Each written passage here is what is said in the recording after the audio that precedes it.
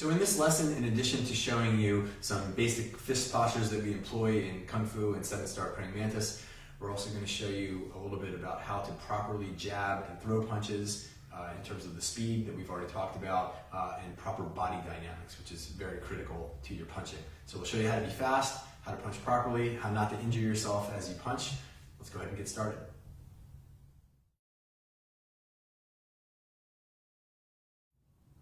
Okay, so let's get started with the straight fist.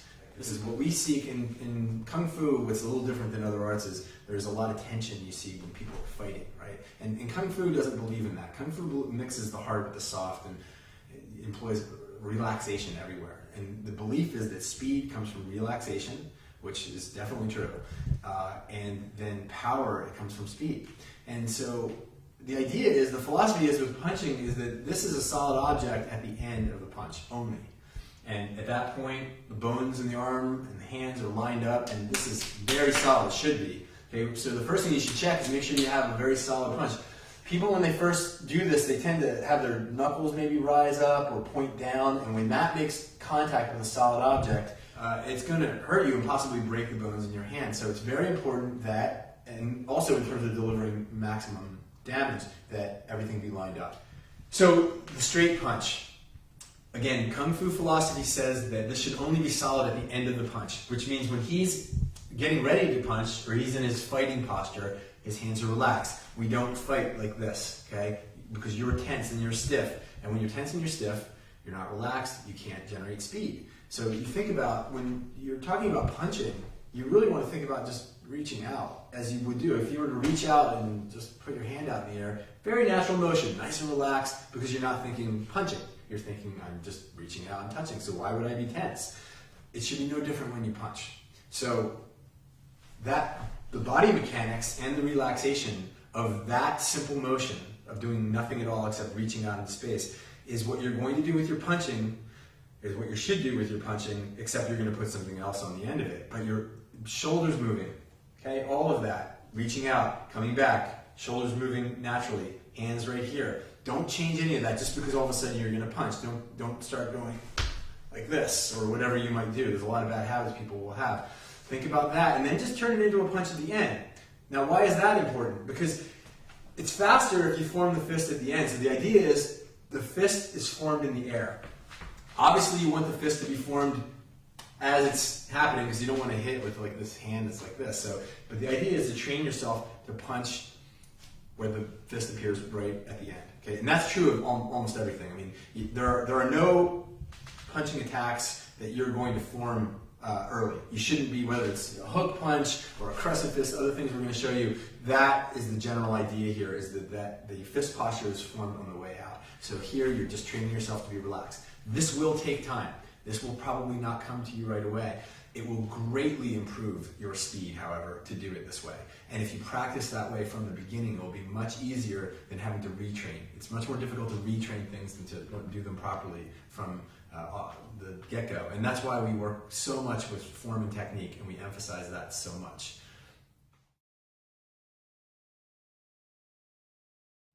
One of the things you'll run into in almost all arts, whether it's Western boxing or Eastern Kung Fu or other styles, is the idea of jabbing and using the straight cross, the right cross, for example, or the left cross if you're a southpaw.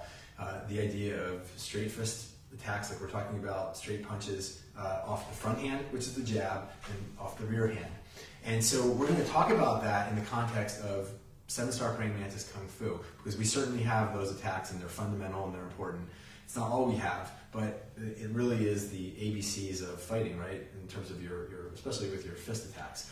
So we talked about body dynamics, we talked about being relaxed. We're going to put that back into a fighting context here. So if I'm throwing punches, okay, again, we're going to start with the slow practice. So you get good by going punch and back, punch.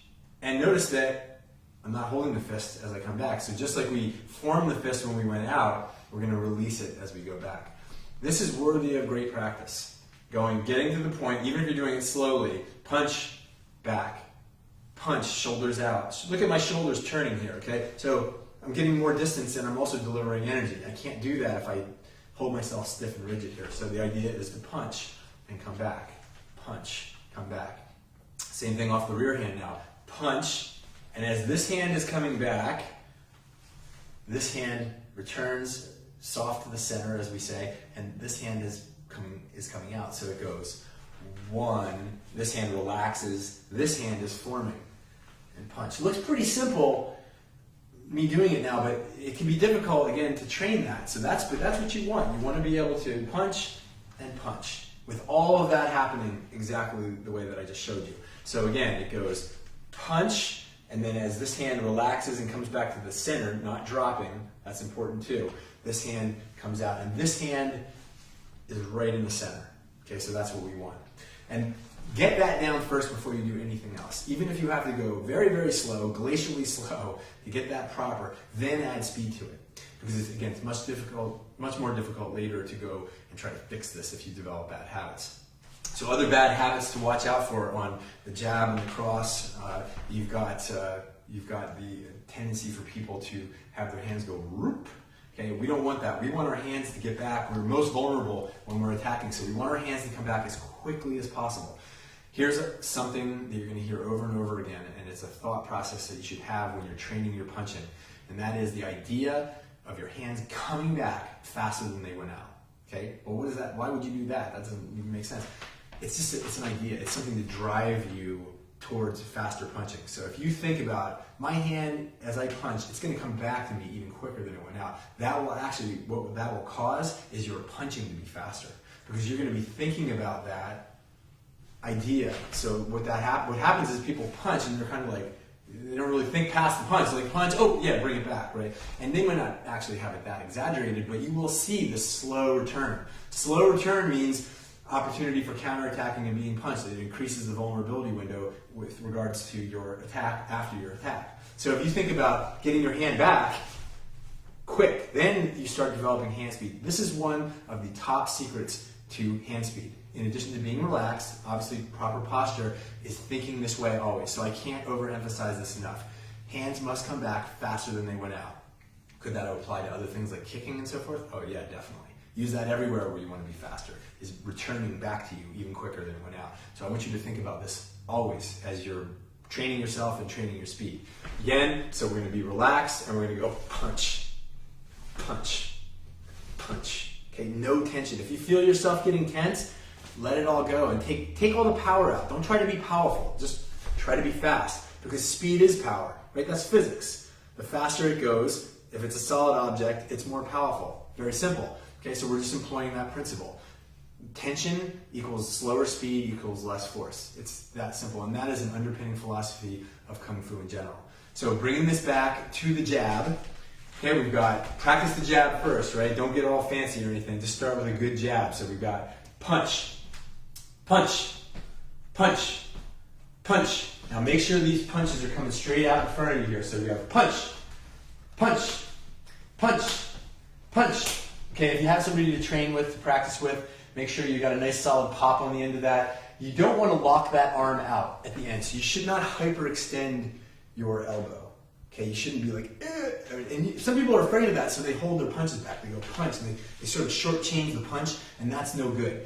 You'll get comfortable with a range where you feel the full extension of the punch, but you're not doing this. It's right about here. Definitely solid, full out, and then it's returning. And that's what you're seeking. So Pat's, sorry in advance about the ring.